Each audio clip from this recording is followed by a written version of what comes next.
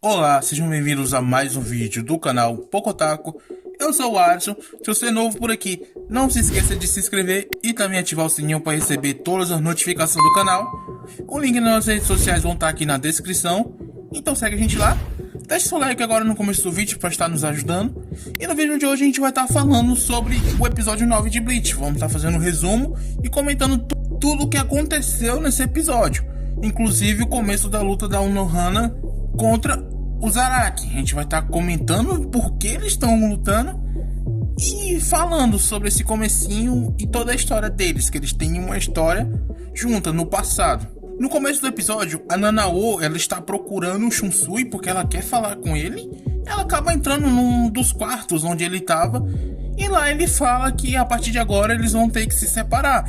E ela acha aquilo estranho demais, mas é mostrado o motivo dele estar falando isso.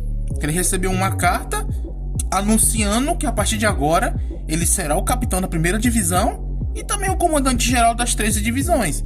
Ou seja, o Shunsui vai ocupar o lugar que era do Yamamoto, já que o Yamamoto também foi o professor do Shunsui quando ele era menor.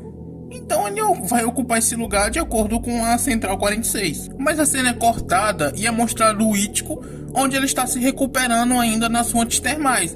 E lá eles estão obrigando ele a ficar debaixo da água, em uma cena muito engraçada. Até que o Tenjiro, ele se aproxima do Ichigo e dá um tapão na cara dele, assim, do nada. E o Ichigo se pergunta o porquê que ele fez isso. E o Tenjiro, ele fala que a partir de agora o Ichigo estava sarado já, porque senão aquele tapa teria matado ele, ou seja, ele deu aquele tapão que poderia ter matado o Ichigo. Aí o Ichigo, então tá bom, já que é assim, tá tudo bem. E ele fala que é para o Ichigo ir agora para o próximo palácio, mas nisso o Renji também se levanta, já tratado das suas feridas. E o Tenjiro se aproxima dele e dá um socão na barriga dele, gigantesco, que dá uma explosão de água gigante atrás. Mas o Renji consegue aguentar aquele soco. E o Kirijin, ele fala: pô, você também já tá sarado, já tá curado, então vocês dois podem ir para a próxima ilha. Então o Kirijin manda os dois para a próxima ilha. Mas tem uma observação, que depois que os dois são mandados para a próxima ilha, ele manda os subordinados dele tirar aquelas roupas estranhas que ele estava usando. E a partir do momento que eles tiram, aquela roupa começa a pegar fogo. E é mostrado que os subordinados do Kirijin estavam com queimaduras no corpo. E eles falam que aquela roupa era uma roupa especial que protegia eles.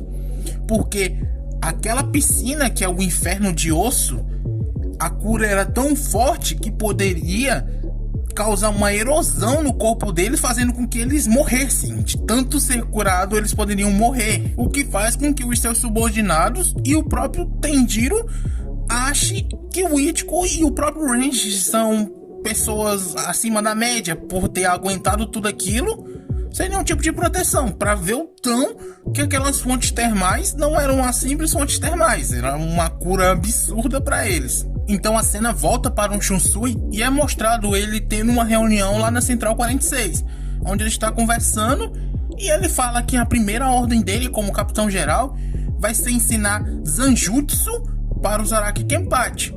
E o Zanjutsu é a arte da espada, o estilo da espada, algo do tipo assim. E ele explica o motivo disso. Ele fala que por conta daquele pessoal que foi treinar com a Divisão Zero não ter uma garantia de vir em total segurança, em bem estado, e que o Zaraki era um trunfo para a Sociedade das Almas, por isso que eles tinham que deixar ele também mais forte. Mas todos eles são contra aquela ideia, falando que se o Zaraki ficar mais forte, eles não conseguiriam detê-lo se ele se revoltasse contra todos. E eles falam que tinha mandado o Yamamoto parar de ensinar Kendo para ele depois de apenas um dia, por causa do medo que eles tinham do Zaraki ficar mais forte.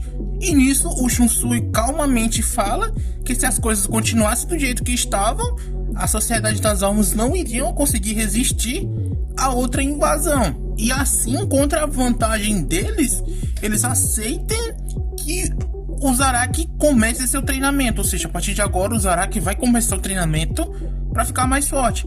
E nisso o Shunsui chama a Capitã Unohana, porque a partir de agora é ela que vai cuidar desse treinamento que o Zaraki vai fazer. E o Shunsui revela que a Unohana é a primeira Kenpachi, a primeira da história, e que seu verdadeiro nome era Unohana Yachiru.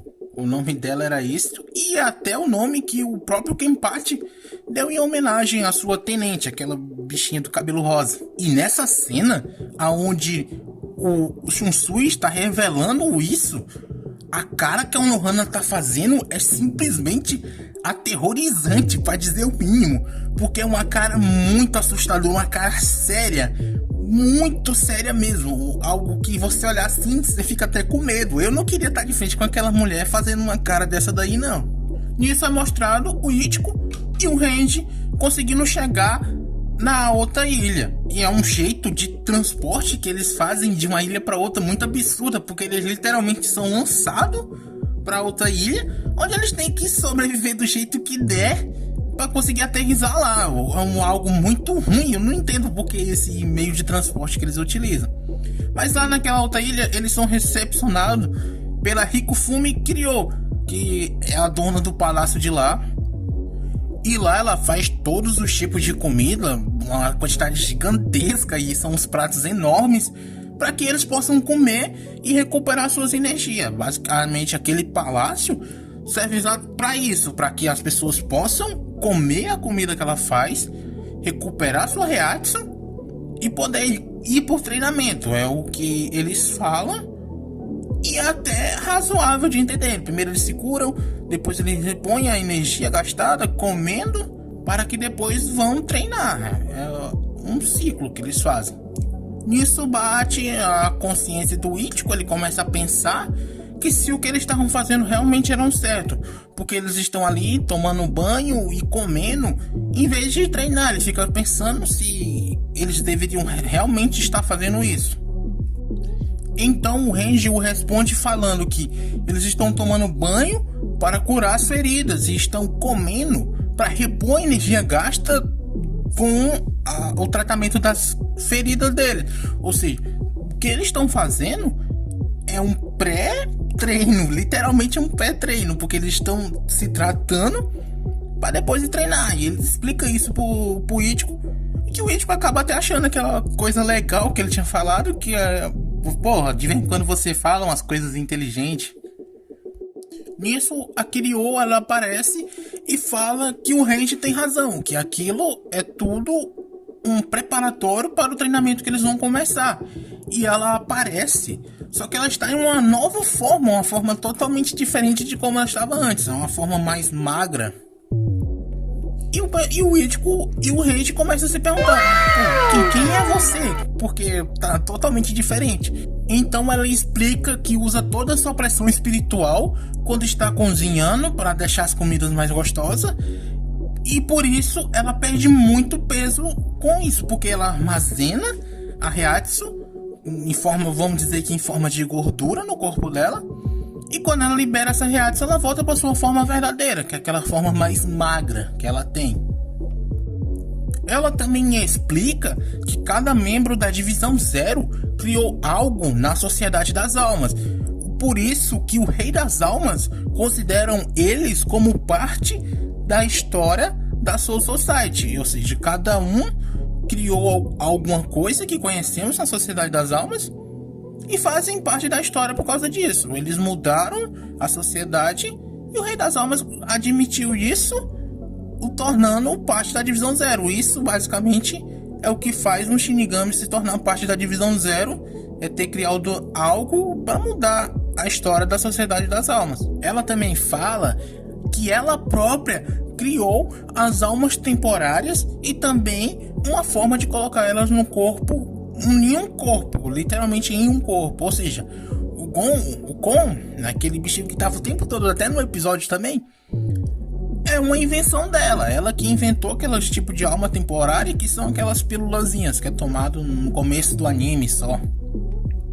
E elas explicam que é para os dois tomar cuidado, porque o próximo palácio que eles vão é um lugar totalmente imprevisível para eles, já que o palácio que eles vão é o do Oetsumi Maia, que é o homem que inventou todas as Zanpakutos, ou seja, ele forjou todas as Zanpakutos da Soul Society. Nisso, a cena volta para o Sereitei, onde é mostrado o Zaraki. E ele está entrando em um determinado local, onde ele acaba encontrando a Unohana, que estava lá esperando ele. E a Unohana, ela explica que aquele lugar era especial porque ele era isolado do resto do mundo e também era infinito, era um local ideal para ele brandir sua espada. Ou seja, eles dois iriam começar a lutar agora, um contra o outro. Luta de Kenpachi contra Kenpachi, algo magnífico para falar. E aquele era o único local que conseguiria suportar a luta que esses dois iriam ter daqui para frente. E ela fala que eles só estão ali porque é uma ordem do Capitão Geral. Porque senão, eles dois, que são dois bandidos, jamais conseguiriam entrar em um local assim. E nisso o Zaraki ele começa a falar que ou você vence como um capitão, ou perde como um bandido. Ele começa a se exaltar demais. O Zaraki nessa hora ele quase perde a cabeça de tão emocionado que ele tava. E a Unohana já interrompe ele, falando que ele está falando demais e que gosta mais dele quando ele está calado. Porque toda vez que ela escutava a voz dele, a cicatriz que ele tinha deixado nela começa a doer e a latejar. E ela mostra a cicatriz que ela tinha no peito. E que era por isso que ela usava aquela trança virada para frente, para tampar aquela cicatriz que ela tinha. E o Zaraki fala que não é só a cicatriz dela que doía, que a dele também doía. E aquela cicatriz que o Zaraki tem no olho também foi a Unohana que fez nele. E nisso os dois começam a lutar. Um vai para cima do outro, começando essa luta magnífica. E nisso o Shunsui começa a explicar que na primeira geração de capitões, que era a geração mais forte, ela serviu como capitão da 11ª Divisão e forjou o que é a 11ª Divisão até hoje. Ou seja, tudo que acontece na 11ª Divisão foi ela que fez acontecer daquele jeito. Inclusive o fato de que a 11ª Divisão é uma divisão especializada em combate, especialmente em combate, e os capitães são chamados de Kenpachi, porque ela quis que fosse desse jeito, porque é ela que fundou a 11ª Divisão.